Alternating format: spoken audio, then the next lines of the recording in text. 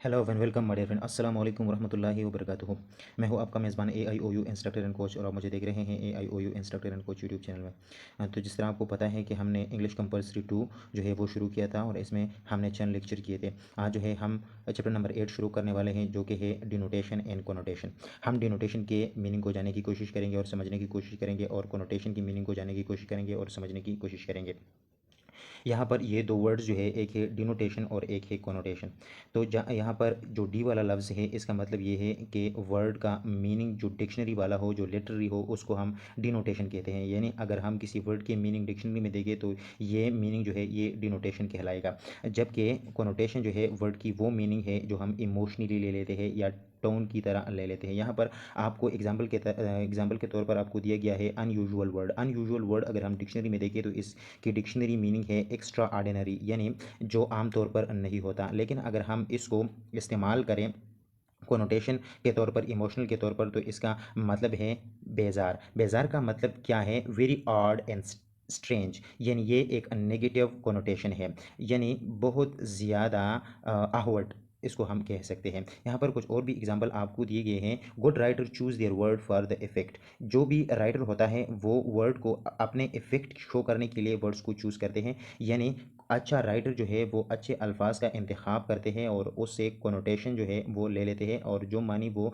दूसरों को डिलीवर करना चाहते हैं उससे वो मानी ले लेते हैं। The effect they have upon their reader, यानी इसका इफेक्ट जो भी वर्ड्स राइटर ले ले उसका इफेक्ट रीडर पे क्या हो सकता है, उसकी तरफ जो है राइटर का ध्यान होता है। Word choice is also a clue to the writer attitude toward his or her subject or tone. जो भी वर्ड राइटर चूज़ करता है इससे हमें यह पता चलता है कि इस राइटर का मिजाज किस तरह है, यानी ये राइटर जो है ऑप्टिमिस्टिक राइटर है या पेसिमिस्टिक राइटर है।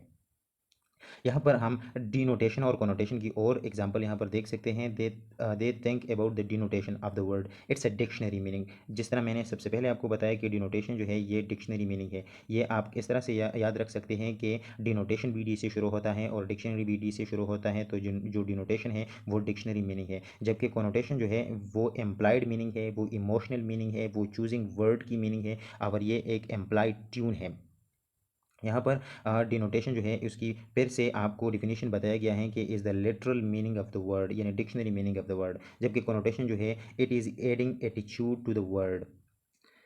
यहाँ पर आपको दिया गया है कि हमारे पास हम कोनोटेशन जो है वो पॉजिटिव कोनोटेशन भी यूज़ कर सकते हैं और नेगेटिव कोनोटेशन भी यूज़ कर सकते हैं। एग्जांपल के तौर पर आपको दिया गया है क्या, प्लेन। प्लेन हमारे पास क्या है? Plain object in one colour there has no pattern design or writing on it, यानी प्लेन सादा चीज़ को कहते हैं जिसमें कोई डिज़ाइन नहीं बनी हुई होती हो, बिल्कुल सादा हो। तो इसकी पॉजिटिव कोनोटेशन जो है वो हमारे पास है ईजी। ईजी मीन आसान, यानी विदाउट डिफिकल्टी और एफर्ट। जबकि इसके नेगेटिव कोनोटेशन है गाँव के। गाँव के का मतलब ये अकवर्ड या क्लम्पसी, का मतलब ये है a person move or doing things in careless manner.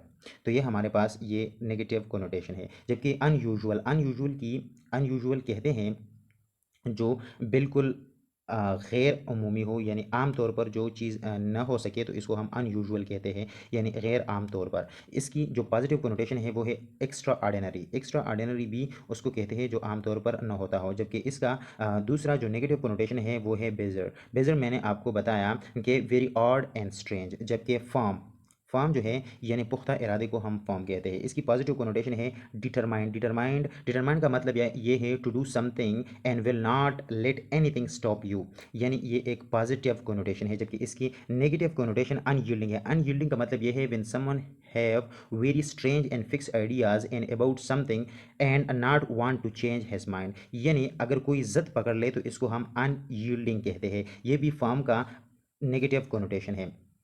इसके बाद इस एग्जाम्पल से आपको डिनोटेटिव एंड कोनोटेटिव एसोसिएशन अच्छे से समझ में आएगा। एक वर्ड है जिस तरह बेबी। बेबी अगर हम डिक्शनरी में देखें तो इसका मतलब ये है इन्फेंट। इन्फेंट का मतलब ये है शेरख्वार यानी बच्चा। लेकिन ये बेबी लफ्ज़ हम अपने गर्लफ्रेंड के लिए भी इस्तेमाल करते हैं। तो ये हमारे पास इमोशनली ये वर्ड हम इस्तेमाल करते हैं। तो इमोशनली जब वर्ड इस्तेमाल करें तो इससे हासिल होने वाली मीनिंग और इस वर्ड को हम कोनोटेशन कहते हैं।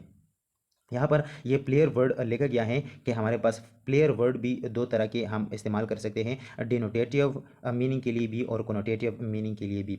जिस तरह आपको एग्जांपल के तौर पर इस सेंटेंस में दिया गया है, देयर द सोकर गैली वाज अ रियल प्लेयर, के सोकर गैली जो है वो रियल प्लेयर है। तो इसको अगर हम डिनोटेटिव मीनिंग में ले लें तो इसका मतलब ये है कि हमारे पास सोकर गैली जो है वो प्लेयर है, फुटबॉल का प्लेयर है, क्रिकेट का प्लेयर है, हॉकी का प्लेयर है, लेकिन एक गेम का जो है वो प्लेयर है। जबकि अगर हम इसकी कोनोटेटिव मीनिंग पे गौर करें तो इस सेंटेंस को हम इस तरह भी ले सकते हैं, द सोकर गैली वाज अ रियल प्लेयर, यानी रियल प्लेयर का मतलब ये है वन हु यूजेस पीपल, के ये बंदा जो है अपने लिए लोगों को इस्तेमाल करता है और दूसरों को अपने जाल में फंसाने की कोशिश करते हैं और लोगों को उंगलियों पे नचाता है। तो ये हमारे पास इस मीनिंग को हम कोनोटेटिव मीनिंग कहेंगे। यहाँ पर आपको एक एक्सरसाइज के तौर पर दो तीन जो है वो वर्ड दिए गए हैं जिसकी आपने डिनोटेशन भी फाइंड करनी है और कोनोटेटिव मीनिंग भी फाइंड करने हैं। एक है हमारे पास ब्रूटल, ब्रूटल जो है वो जुल्म को कहते हैं। कमिटमेंट, कमिटमेंट पुख्ता इरादे को कहते हैं। और टाइट जो है वो मजबूत को कहते हैं, यानी बांधने को कहते हैं। तो सबसे पहले आपने इस पर प्रैक्टिस करना है, वीडियो को स्टॉप कीजिएगा और इन वर्ड्स की कोनोटेटिव मीनिंग और डिनोटेटिव मीनिंग लिख लीजिएगा। फिर इस वीडियो को शुरू कीजिएगा, फिर अपने जो भी आपने लिखा है उसको देखिएगा और उसकी असल जो डिनोटेशन है और कोनोटेशन है उसको भी देख लीजिएगा कि आपने गलत लिखा है कि सही लिखा है। तो यहाँ पर ब्रूटल वर्ड जो है ये जुल्म के लिए इस्तेमाल होता है। The word brutal can have two meaning, इसके टू मीनिंग हो सकते हैं। जिस तरह सबसे पहले इसकी डिनोटेशन है, यानी डिनोटेटिव मीनिंग है एक्सट्रीमली क्रूअल, यानी बहुत ज़्यादा जुल्म वाला। The fight scene and the tug of war between the travellers was brutal, यानी दो सयाह थे, दो जो है वो सफ़र करने वाले थे, इसके दरमियान जो है लड़ाई हुई तो उन्होंने एक दूसरे को बहुत खूब मारा, यानी एक दूसरे पर बहुत जुल्म किया। तो ये वर्ड जो है यहाँ पर इस्तेमाल हुआ है अपनी डिनोटेटिव मीनिंग में। जबकि अगर हम इसको देख लें, इसको हम कोनोटेटिव मीनिंग में इस्तेमाल करें तो कोनोटेटिव मीनिंग इसकी ये है, violent to a point of entertainment, यानी जब हम मजाक में किसी चीज़ को बहुत ज़्यादा जालिम कहते हैं तो इसको हम डिनोटेटिव मीनिंग में काउंट करते हैं। यहाँ पर violent to the point of entertainment. यहाँ पर कमिटमेंट की अगर हम बात करें तो कमिटमेंट के देख सकते हैं आप, the word commitment can be use in two meaning में हम इसको भी यूज़ कर सकते हैं। एक है the couple has commitment to each other. अगर इस सेंटेंस में कमिटमेंट को देख ले तो हमारे पास इसकी डिनोटेटिव मीनिंग है आप प्लेज टू डू, यानी एक दूसरे से वादा करना कि हम एक दूसरे से जुदा नहीं होंगे। लेकिन अगर हम इसकी कोनोटेटिव मीनिंग की बात करें तो ये है an emotional connection to the another persons. यहाँ पर जो है वो तीसरे को देख लेते हैं, the word tight can have two meaning, tight की भी दो मीनिंग हो सकते हैं।